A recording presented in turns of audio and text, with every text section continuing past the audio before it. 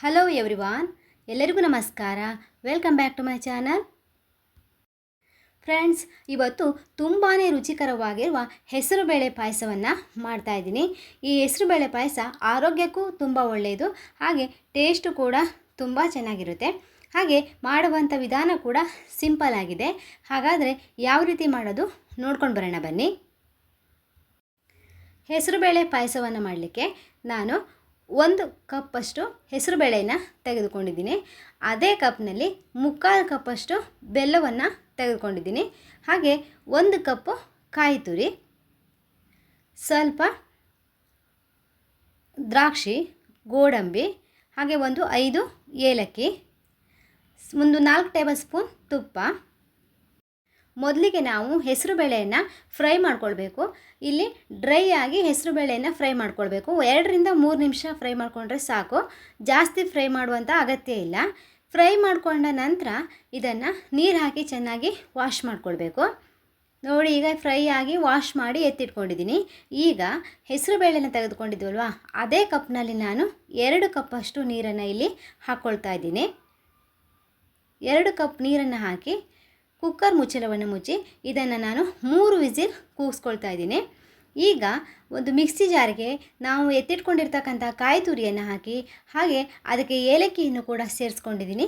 ಈಗ ಇದನ್ನು ಸಣ್ಣದಾಗಿ ರುಬ್ಕೊಳ್ಬೇಕು. ನೋಡಿ, ಇದನ್ನು ರುಬ್ಕೊಂಡಾಗಿದೆ. ಇದನ್ನು ಸಪ್ರೇಟಾಗಿ ನಾನೀಗ ಎತ್ತಿಟ್ಕೊಂಡಿದ್ದೀನಿ.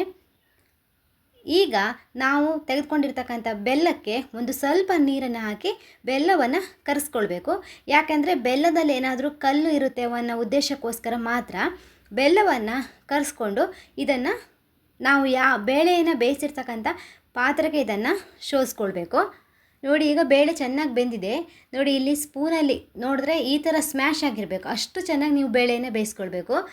ಬೇಳೆ ಚೆನ್ನಾಗಿ ಬೆಂದರೆ ಪಾಯಸ ತುಂಬ ರುಚಿಯಾಗಿರುತ್ತೆ. ಈಗ ಬೆಲ್ಲವನ್ನು ಇಲ್ಲಿ ನಾನು ಶೋಧಿಸ್ಕೊಳ್ತಾ ಇದ್ದೀನಿ. ಈಗ ಇದನ್ನು ಚೆನ್ನಾಗಿ ಮಿಕ್ಸ್ ಮಾಡಬೇಕು. ಚೆನ್ನಾಗಿ ಮಿಕ್ಸ್ ಮಾಡಿದ ನಂತರ ಸ್ಟವನ್ನು ಆನ್ ಮಾಡಿ ಇದನ್ನು ಇಟ್ಕೊಂಡಿದ್ದೀನಿ. ಈಗ ಇದಕ್ಕೆ ನಾವು ರುಬ್ಕೊಂಡಿರ್ತಕ್ಕಂಥ ಕಾಯಿಯನ್ನು ಹಾಕ್ಕೊಳ್ತಾ ಇದ್ದೀನಿ. ನೋಡಿ, ನಾವಿಲ್ಲಿ ಪಾಯಸಕ್ಕೆ ಕಾಯಿ ಹಾಲನ್ನು ಹಾಕ್ತಾ ಇಲ್ಲ, ರುಬ್ಬಿರುವಂಥ ಕಾಯಿಯನ್ನು ಸಂಪೂರ್ಣವಾಗಿ ಇದಕ್ಕೆ ಹಾಕ್ಕೊಳ್ತಾ ಇದ್ದೀವಿ. ಈ ರೀತಿ ರುಬ್ಬಿರುವ ಕಾಯಿಯನ್ನು ಹಾಕಿರೋದ್ರಿಂದ ಪಾಯಸದ ರುಚಿ ತುಂಬ ಚೆನ್ನಾಗಿರುತ್ತೆ. ಈಗ ಇದನ್ನು ಚೆನ್ನಾಗಿ ಮಿಕ್ಸ್ ಮಾಡಬೇಕು. ಹಾಗೆ ಮಿಕ್ಸಿ ಜಾರ್ಗೆ ಸ್ವಲ್ಪ ನೀರನ್ನು ಹಾಕಿ ಸ್ವಲ್ಪ ನೀರನ್ನು ಇದಕ್ಕೆ ಆ್ಯಡ್ ಮಾಡ್ಕೊಂಡಿದ್ದೀನಿ. ನೋಡಿ, ಈ ಕನ್ಸಿಸ್ಟೆನ್ಸಿಯಲ್ಲಿ ಪಾಯಸ ಇರಬೇಕು. ಪಾಯಸ ತಣ್ಣಗಾದ ನಂತರ ಸ್ವಲ್ಪ ಗಟ್ಟಿಯಾಗುತ್ತೆ, ಹಾಗಾಗಿ ನೀವು ಈ ಕನ್ಸಿಸ್ಟೆನ್ಸಿಯಲ್ಲಿ ಮಾಡ್ಕೊಳ್ಬೇಕು. ತುಂಬ ತೆಳುವಾಗಿ ಮಾಡಬೇಡಿ. 10 ನಿಮಿಷ ಇದನ್ನು ಚೆನ್ನಾಗಿ ಕುದಿಸ್ಕೊಳ್ಬೇಕು. ನೋಡಿ, ಈಗ ಪಾಯಸ ಚೆನ್ನಾಗಿ ಕುದಿ ಬರ್ತಾ ಇದೆ. ಈ ಹೆಸರುಬೇಳೆ ಪಾಯಸ ಹಿಂದಿನಿಂದಲೂ ಕೂಡ ಮಾಡ್ತಾಯಿದ್ರು, ಈಗಲೂ ಕೂಡ ಕೆಲವರು ಮನೆಗಳಲ್ಲಿ ಈ ಪಾಯಸವನ್ನು ಮಾಡ್ತಾರೆ. ಇದು ತುಂಬ ರುಚಿಯಾಗಿರುತ್ತೆ. ಹಾಗೆ ಇದಕ್ಕೆ ಕೆಲವರು ಶಾವಿಗೆಯನ್ನು ಕೂಡ ಆ್ಯಡ್ ಮಾಡ್ಕೊಳ್ತಾರೆ. ಬಟ್ ನಾನಿಲ್ಲಿ ಕೇವಲ ಹೆಸರುಬೇಳೆ ಪಾಯಸವನ್ನು ಮಾಡ್ತಾಯಿದ್ದೀನಿ. ಈಗ ಒಂದು ಬಾಣಲೆಯನ್ನು ಬಿಸಿಗಿಟ್ಟು ಅದಕ್ಕೆ ಒಂದು 3 ಟೇಬಲ್ ಸ್ಪೂನ್ ತುಪ್ಪವನ್ನು ಹಾಕಿ, ಹಾಗೆ ಗೋಡಂಬಿಯನ್ನು ಹಾಕಿ ಫ್ರೈ ಮಾಡ್ಕೊಳ್ತಾ ಇದ್ದೀನಿ. ಗೋಡಂಬಿ ಸ್ವಲ್ಪ ಫ್ರೈ ಆದ ನಂತರ ಇದಕ್ಕೆ ದ್ರಾಕ್ಷಿಯನ್ನು ಕೂಡ ಆ್ಯಡ್ ಮಾಡ್ಕೊಂಡಿದ್ದೀನಿ. ಈಗ ದ್ರಾಕ್ಷಿ ಗೋಡಂಬಿ 2 ಫ್ರೈ ಆಗಿದೆ. ಈ ಫ್ರೈ ಮಾಡಿರ್ತಕ್ಕಂಥ ದ್ರಾಕ್ಷಿ ಗೋಡಂಬಿಯನ್ನು ಪಾಯಸಕ್ಕೆ ಹಾಕ್ಕೊಳ್ತಾ ಇದ್ದೀನಿ. ಈಗ ಇದನ್ನು ಒಂದು ಸಾರಿ ಚೆನ್ನಾಗಿ ಮಿಕ್ಸ್ ಮಾಡ್ಕೊಳ್ಬೇಕು. ನೋಡಿ, ಇದನ್ನು ಚೆನ್ನಾಗಿ ಮಿಕ್ಸ್ ಮಾಡಿದ್ದೀನಿ. ಸೂಪರ್ ಟೇಸ್ಟಿಯಾಗಿರುವ ಹೆಸರುಬೇಳೆ ಪಾಯಸ ರೆಡಿಯಾಗಿದೆ.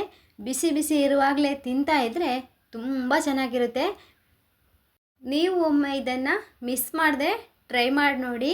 ಹಾಗೆ ಹೇಗೆ ಬಂದಿದೆ ಅಂತ ಕಮೆಂಟ್ ಮುಖಾಂತರ ತಿಳಿಸಿ.